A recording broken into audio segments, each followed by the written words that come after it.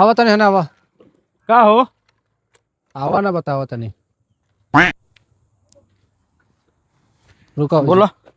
कहा तनी हाँ मतलब सबकर जमीनिया बेचवा तो हमरो है जमीनिया बा 10.5 कट्ठा ले बेचवा तो यार हाँ सबकर देखा तनी जमीन बेचवा तो हमरो है 10.5 कट्ठा बा एकरो के बेचवा तो बेचा जाए ई कौन बड़का भारी बात बा। हमार कामे का बा किना बेची करे के बेचवा दे मर दे। 10.5 कट्ठा बा देख लो पूरा प्लॉट बा। पूरा प्लॉट बा हुआ से गाछ लौकता हुआ से धइले है सब है सब अच्छा हई ई दूसरा के बा है तब है यानी होने का और माने रोड पर नहीं के ना। ना ना है रोड पर बा देख लो अच्छा तो बा कहां पूरा 10.5 कट्ठा बा। हां पूरा 10.5 कट्ठा है देख लो क्यों ग्राहक बा ग्राहक तो मर दे ढेर बड़े हमारा कामे कामा मर दे। हां तो बड़ा आवा है ने हमारे यहाँ ऐसा ही होता है। और अभी तो रुको, क्लाइमैक्स अभी बाकी है।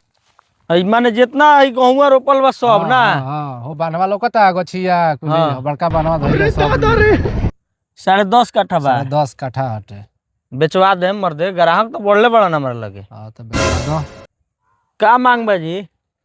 मर्द मांग का पहले ग्राहक बुलाओ ना मैं कुछ कम बेच करके दे दिए अच्छा हमरा कहे के मतलब ई बा कि हई पूरा 10 कट्ठा के प्लॉट बा।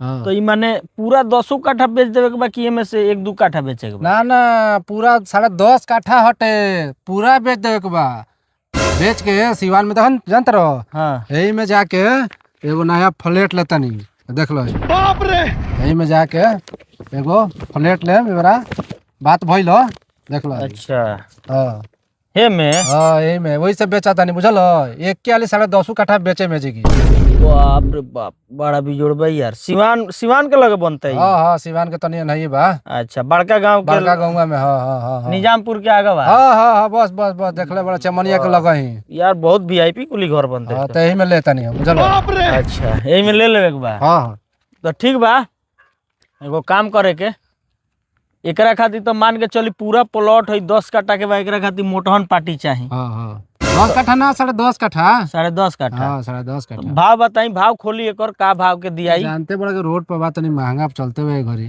माने फिर भी का माने रेट लागी तबे न हमू अगला पार्टी सेट करेम। ए हम तो भाव खोलते नहीं 10 लाख रुपया काठा के 10 लाख रुपया काठा। ये मर्दे 10 लाख रुपया काठा ढेर नहीं के हो।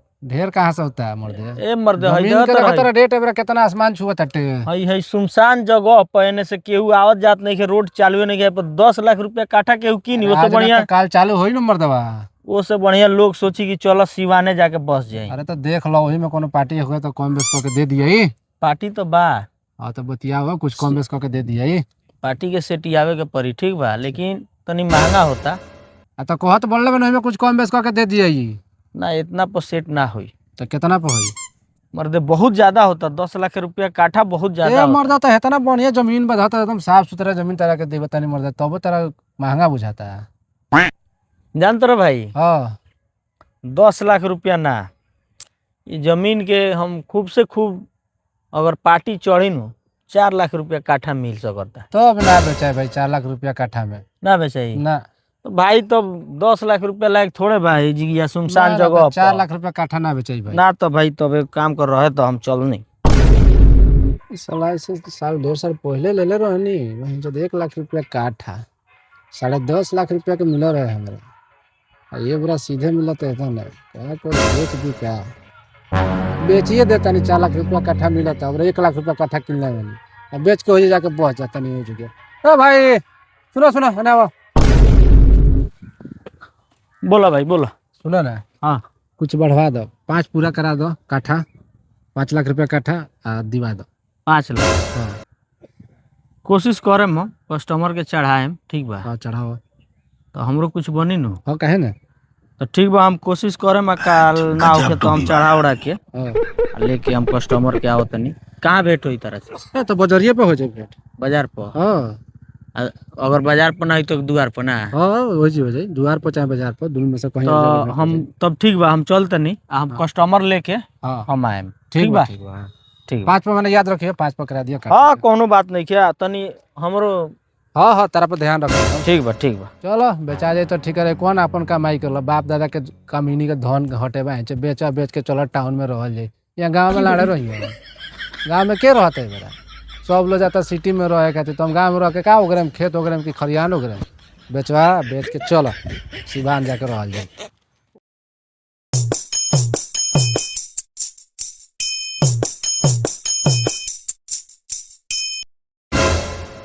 राजी मिश्रा जी, हाँ जी। जमीन रोरा लेवे करला नु? हाँ जी, जमीन के तो हमरा बड़ा आवश्यकता बा, हाँ? बहुत जरूरी एक बा। जगह बात कइले बानी, बात बोले 10 कितना कट्ठा के प्लॉटे बा पूरा। बाबू रवि है ना, वो जल्दी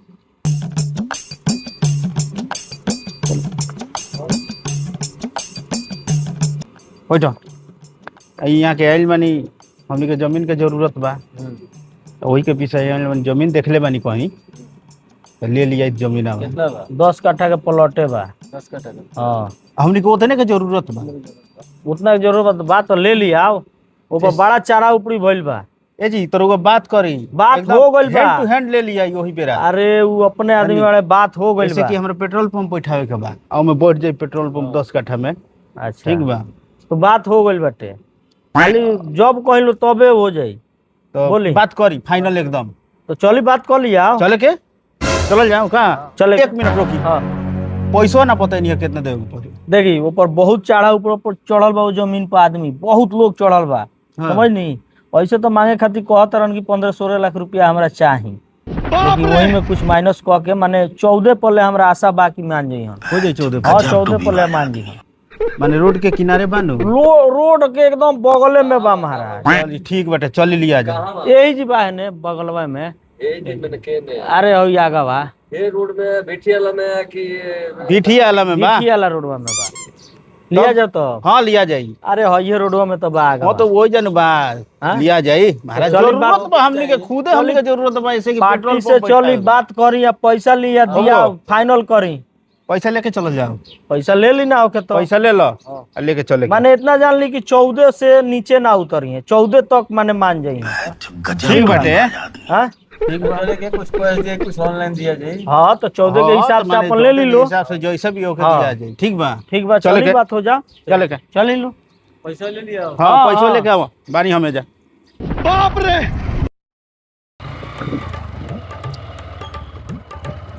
ये ने कहा अरे नहीं नु घर बाबा रवि? ये जानू ये नु ये घर है। ये घर? हाँ इहे घर है? ये घर है। उतर लो। आई ए, ओ भाई अब हो हाँ भाई। आ गइल बोलो। अरे भैया प्रणाम। शमशेद भाई, हाँ भैया। तू? हाँ तो ए मर्दवा, ये बोला के लिए हन जमीन तू ही बेचत रखा? हाँ हमें बचाता नहीं। बाक रे मर्दवा, बतावा ये बोला के लिए हन जमीन खातिर। हमरे नु बाबूजी के बेचे के। गीतई बका कोनो। बाय हमनी के तो जरिए से साथ ही रहे निसन। शुरू से संग घूमने वाली से रहल बानी सो। अच्छा तो ई तो हमारा मालूम ना ई रहल। पहिले न बात हमरा से कहेला कि सुनी ना बताओ तनी। भैया के यहाँ के जमीन बेचे के रहला। अच्छा सुनी ना नहीं ना बताओ नहीं रोकी हम बतिया लेता नी। ना है नहीं ना। अरे बतिया तो हमरो सुनी, जमीन बेचे के बा वहाँ के। हाँ तो सब बातचीत हो गइल बा। अच्छा ठीक बा, तो हम पूछ लेता नी।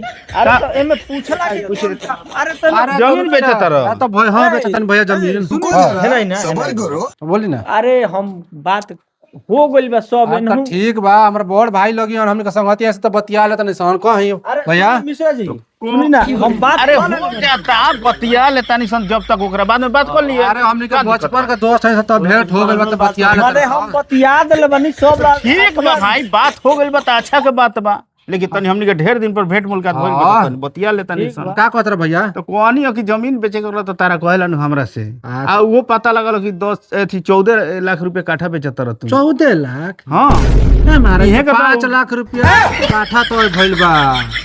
5 लाख रुपये? हाँ 14 लाख रुपये हमरा से तो 5 लाख रुपया काठा तो भइल ह। 10 काठा जमीन बा, हमरा पेट्रोल पंप बैठावे के बा जरूरत, तो कहता ना कि सेट कर देले ये बानी 14 मारा लाख तो रुपया है तो ऊपर ऊपर हेतना मारता रहो। काठा। जी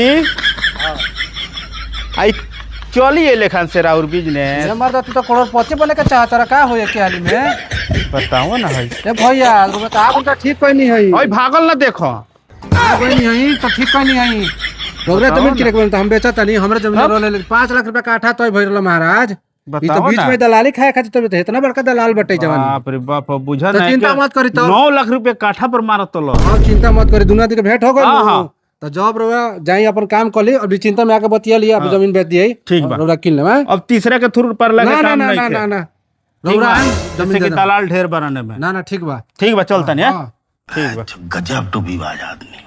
डाल के फेर में तू फेर में डाल देले रहल। मालूम करे के चाहिए, पहले पता करे के चाहिए कि केकर जमीन है ई कहो जे आ कोनी हसन साथे जा तो हमनी के जानकारी हो गइल आई ह। 9 आई लाख सारा रुपया 10 लाख साला रुपया कैसन दलाल बा हो। बाग मारे संग दलाल के फेर में पड़ जाला तारा तारा थोड़ा दिन लाग आई लूट ली साहब हैं।